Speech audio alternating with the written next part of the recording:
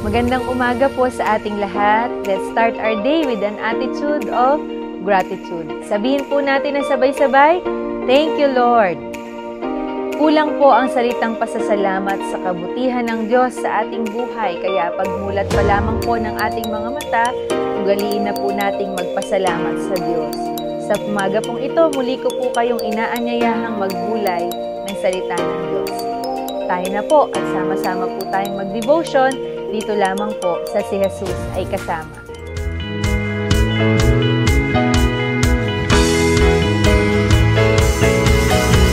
Umagang kay ganda si Jesus ang kasama. Umagang kay ganda si Jesus ang kasama. Umagang kay ganda si Jesus ang kasama. Kasama na si Jesus ang kasama.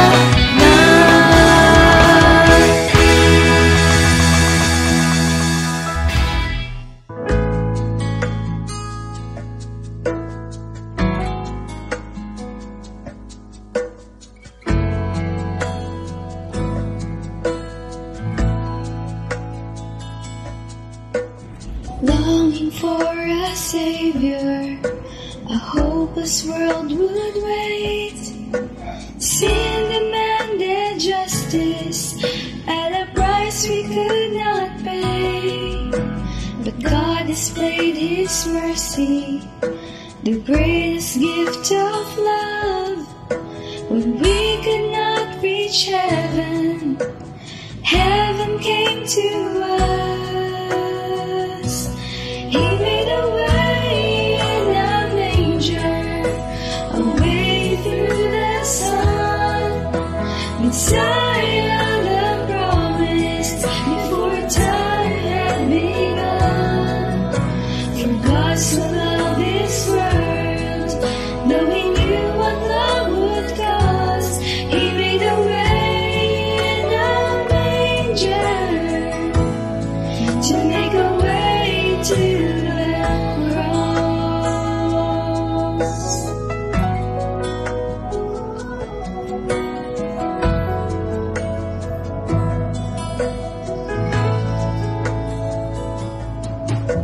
In Bethlehem a stable became a throne of grace, as God Himself our Savior drew near to take our place.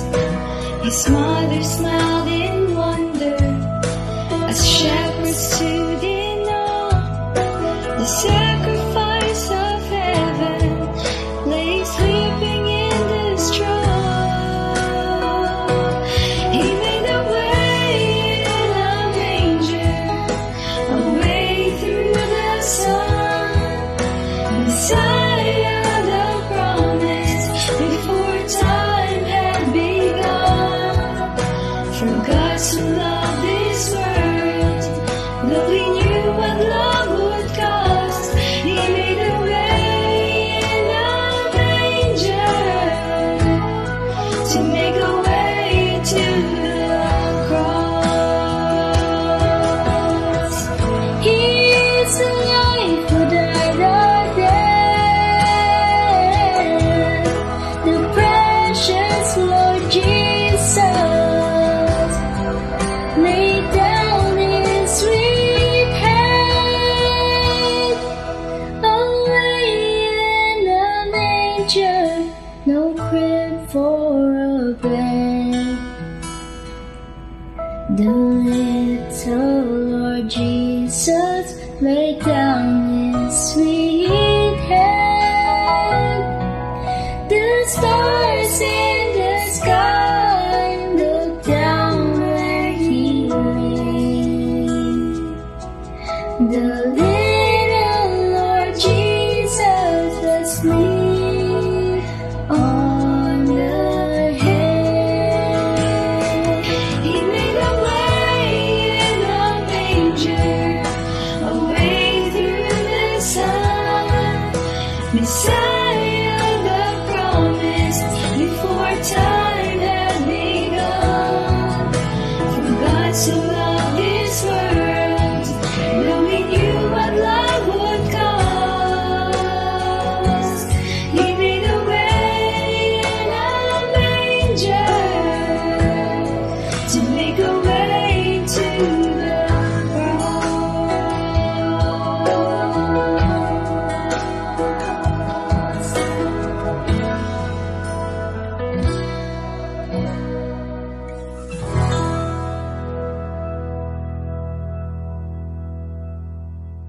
Amen! Sa Diyos lamang po ang lahat ng papuri. Papalapit na po ng papalapit ang Kapaskuhan. Damang-dama na po natin ang excitement sa puso ng bawat isa. Nagpapatuloy po tayo sa ating tema, Christmas in the Eyes of the Witnesses. At ang atin pong devotion title sa umagang ito ay pinamagatang Simeon and Hannah, Faithful Waiting, Joyful Witness. Ang teksto pong ating pagbabatayan sa umagang ito ay matatagpuan po sa aklat ng Lucas, Kabanata 2, talatang 29 hanggang 32. At ganito po ang sinasabi. Ngayon, Panginoon, maaari na pong yumaong mapayapa ang inyong abang alipin ayon sa inyong pangako. Yamang nakita na po ng aking mga mata ang inyong pagliligtas, na inyong inihanda sa harapan ng lahat ng bansa. Ito po ay liwanag na tatanglaw sa mga hentil at magbibigay dangal sa inyong bansang Israel. At sa Lucas Kabanata 2, 36 hanggang 38, ganito naman po ang sinasabi. Naroon din sa templo ang isang propetang babae na ang pangalan ay Ana, anak ni Phanuel at mula sa lipi ni Asher. Siya'y napakatanda na. 7 taon lamang silang nagsama ng kanyang asawa at ngayon 84 na taon na siyang biyuda. Lagi siya sa templo at araw-gabi sumasamba sa Diyos sa pamamagitan ng pag-aayuno at pananalangin. Nang oras na iyon, lumapit siya kina Jose at Maria at nagpasalamat sa Diyos. Nagsalita rin siya tungkol sa sanggol sa lahat ng naghihintay sa pagpapalaya ng Diyos sa Jerusalem. Pinagpala po tayo sa pagkabasa ng kanyang mga salita.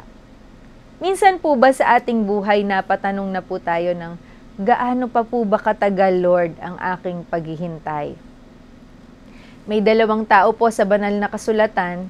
Isa po si Simeon, kahanga-hanga ang pananampalataya, nagtitiwala sa Diyos at matyaga sa ipinangako ng Diyos na Mesyas. Hindi po siya nagtatanong gaano pa katagal, Lord. Kapahayagan po ito na si Simeon ay may matinding kaugnayan, banal na pagkatakot at matibay na pagkakilala sa Diyos. Diyos na tapat, makatarungan at sagana sa walang maliw na pag-ibig.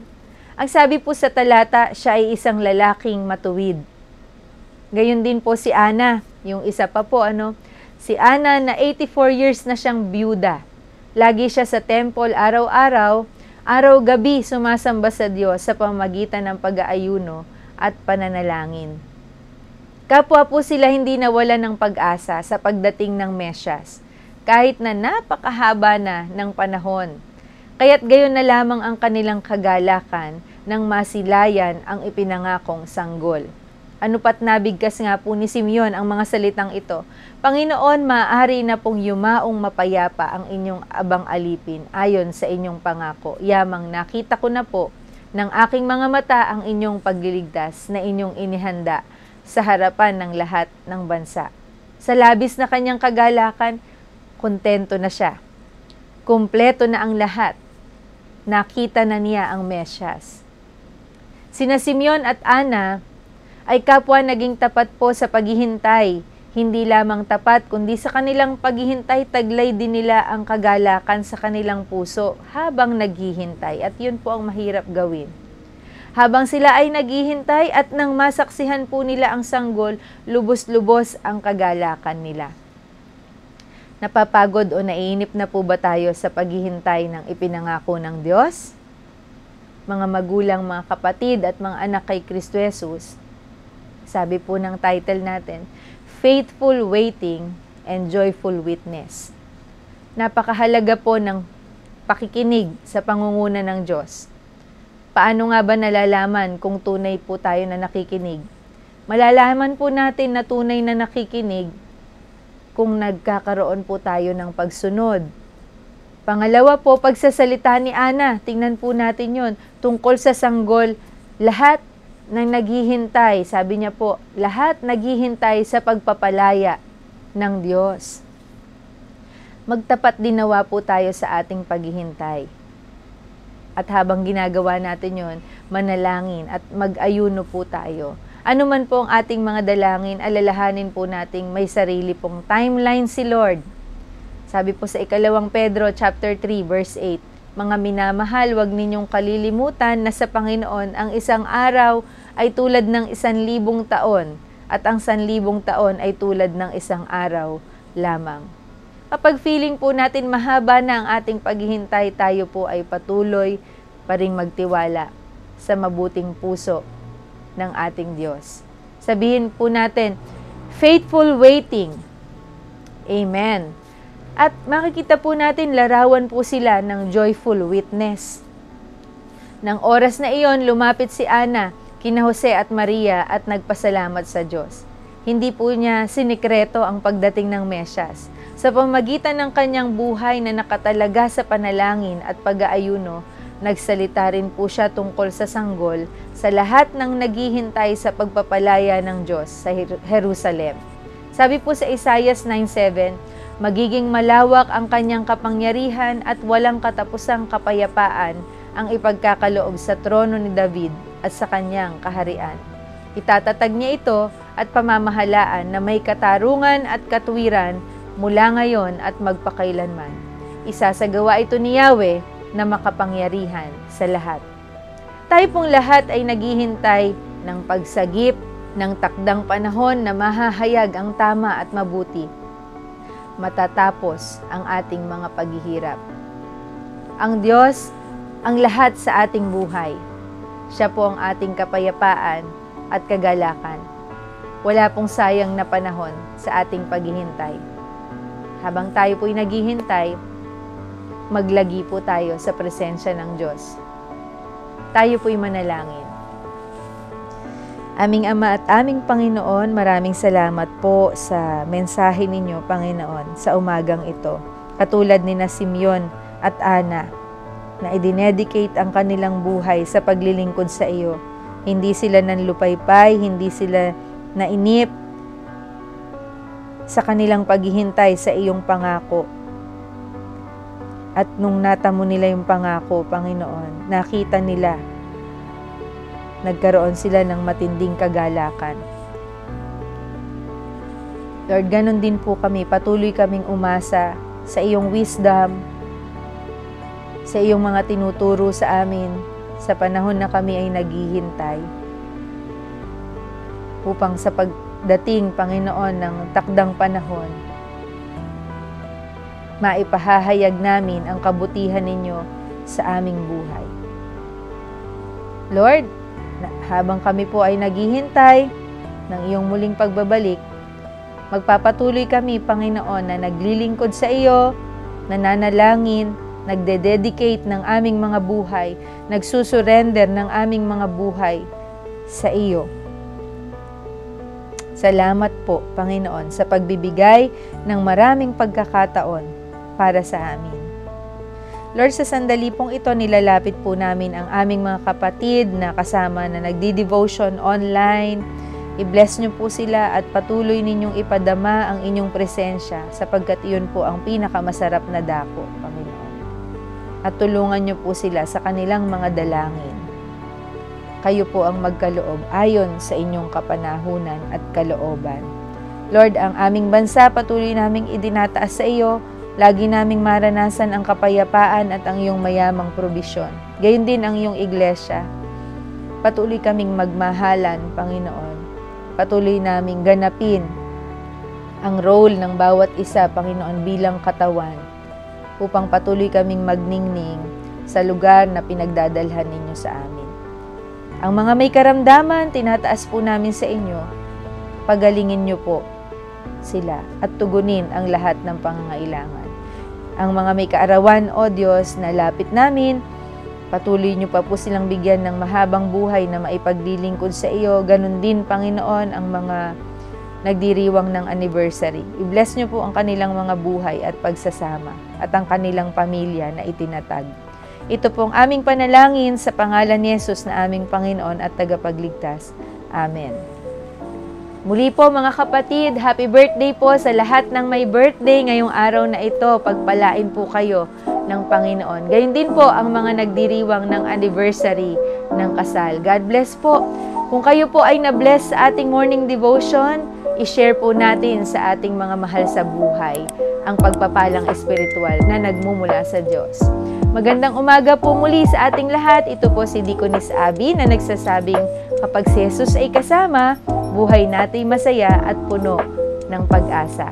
See you po next year! Merry Christmas! God bless po!